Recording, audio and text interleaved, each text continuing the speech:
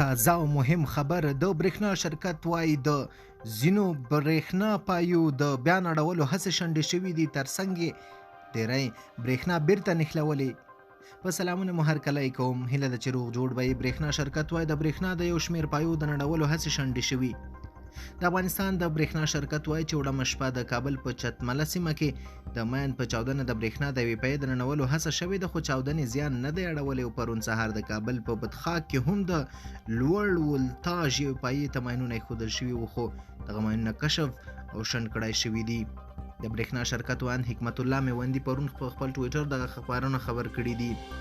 برېښنا شرکت وایي د دوی تخنیکي کارکونکو د جنوبي سالنګ په تاغمه سیمه کې د ازبکستان د وارداتي برېښنا د دوه ویجاړې شوي پایو برېښنا د لنډ وخت لپاره بیرته نښلولې.